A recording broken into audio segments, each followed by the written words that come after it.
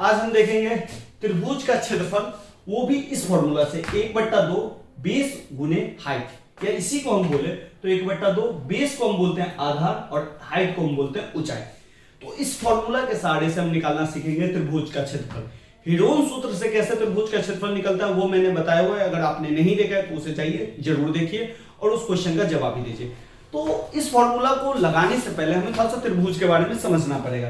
देखिए त्रिभुज को ऐसे अगर हम बांटे तो इसको हम दो हिस्सों में बांट सकते हैं, एक हम भुजा के आधार पर बांट सकते हैं और एक हम कोण के आधार पर बांट सकते हैं। कोण का मतलब एंगल।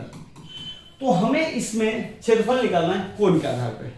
भुजा के आधार पे हीरोन सूत्र से आप निकाल लीजिएगा, कोण के आधार पर थोड़ा सा समझिए और फिर उसको हम देखेंगे कैसे निकलता है। अब जैसे देखिए त्रिभुज कोण के आधार पे तीन तरह के त्रिभुज होते हैं। पहला त्रिभुज होता है आपका न्यून कोण त्रिभुज, न्यून कोण। दूसरा त्रिभुज होता है आपका बाबू लोग समकोण त्रिभुज, समकोण। और तीसरा त्रिभुज जो होता है वो होता है अधिक कोण, अधिक कोण त्रिभुज। अब भुजा के आधार में भी तीन तरह के त्रिभुज होते हैं। एक त्रिभुज होता है समद्विबाहु त्रिभुज, एक त्रिभुज होता है आपका समबाहु त्रिभुज और एक त्रिभुज होता है आपका विषमबाहु त्रिभुज। ये हम पढ़ लेंगे आगे, ठीक है। अब देखिए न्यून कोण त्रिभुज जो होता है कुछ इस तरीके से दिखेगा आपको, यानी कि अगर हम न्यून कोण त्रिभुज का अगर परिभाषा दे तो सिंपल है कि तीनों कोण 90 से छोटा हो, ये भी 90 से छोटा, ये भी 90 से छोटा, ये भी 90 से छोटा, ठीक है।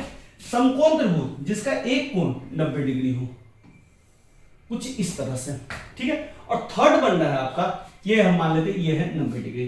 थर्ड है आपका अधिक कोण, तो अधिक कोण त्रिभुज जिसका एक कोण 90 से ज्यादा हो, तो ये हम मान लेते हैं अधिक कोण त्रिभुज। अब ये तीनों ट्रायंगल में हमें ऊंचाई समझना है। हमेशा ध्यान रखिएगा कि न्यून कोण त्रिभुज में जो इसकी ऊंचाई है वो इस त्रिभुज के अंदर में गिरेगी, ये है इसकी ऊंचाई। इस चीज को समझ गए, ये है इसकी ऊंचाई, इसी को हम कहेंगे हाइट, ठीक है। अब ध्यान से देखिए कि ये हाइट किस पे है, तो इस पे है, तो ये हो गया इसका बी आधार, सिंपल, ये आधार हो गया और ये हो गया ऊंचाई। अब इसी तरह देखिए समकोण त्रिभुज जिसका मैं नामकरण कर देता हूं ए बी सी, ये ऊंचाई स्ट्रेट होती है तो ये ही इसका ऊंचाई हो गई, ये जो इसका परपेंडिकुलर है यही इसका ऊंचाई हो गया। और ये किस पे है, तो इस पे है, तो ये हो गया इसका आधार यानी कि बेस हो गया।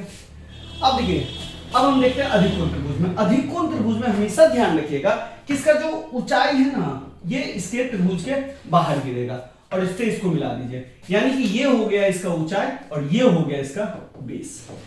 तो त्रिभुज कोई भी रहे, न्यून कोण, समकोण, अधिक कोण, अगर उसका बेस और हाइट दिया हुआ है तो हम इस फॉर्मूला के सहारे किसी भी त्रिभुज का हम क्षेत्रफल निकाल सकते हैं। जैसे मान लेते हैं कि कोई त्रिभुज है जिसका बेस दिया हुआ है 8 सेंटीमीटर, ठीक है, और हाइट दिया हुआ है 4 सेंटीमीटर, इसका हमें त्रिभुज का क्षेत्रफल निकालना है, ठीक है। तो त्रिभुज का क्षेत्रफल निकालें तो सिंपल लिख देंगे त्रिभुज का क्षेत्रफल बराबर फॉर्मूला डालेंगे 1/2 बी गुने एच। बी का मतलब क्या है बच्चा पार्टी, आधार। एच का मतलब क्या है, ऊंचाई। इसी क्वेश्चन को ऐसे भी दे सकता है कि आधार दिया हुआ है 8 सेंटीमीटर और ऊंचाई दिया हुआ है 4 सेंटीमीटर, तो निकालिए। तो कुछ नहीं करेंगे 1/2 बेस की जगह डाल देंगे 8 और एच की जगह डाल देंगे 4, कहानी खत्म। अब देखिए ये 8 और 4 ऊपर में है तो इसको अगर लिखना है तो आप 8 गुने 4/2 भी लिख सकते हैं।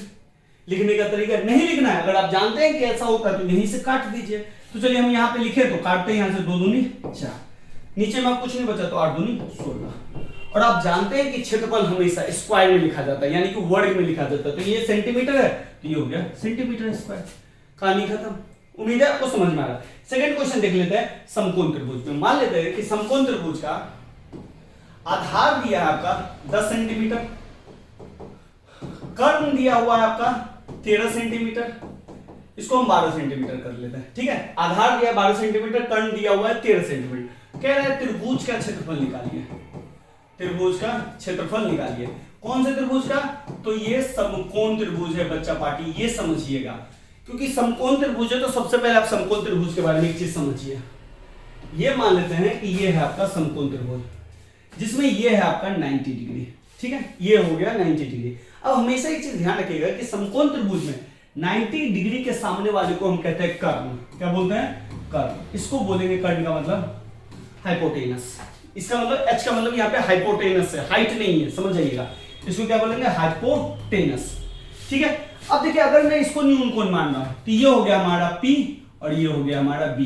P का मतलब परपेंडिकुलर यानी कि लंब, ये क्या हो गया लंब, और B का मतलब बेस यानी कि आधार।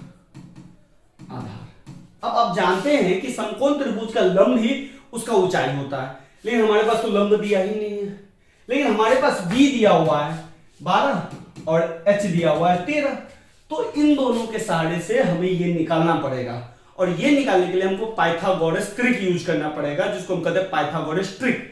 तो पाइथागोरस कुछ नहीं होता है कि हाइपोटेनस का जो स्क्वायर होता है, सिंपल है, हाइपोटेनस का जो स्क्वायर होता है यानी कि कर्ण का जो स्क्वायर होता है वो लंब के स्क्वायर, लंब का स्क्वायर यानी कि पी स्क्वायर, और आधार का स्क्वायर यानी कि बी स्क्वायर, इन दोनों के जोड़ के बराबर होता है।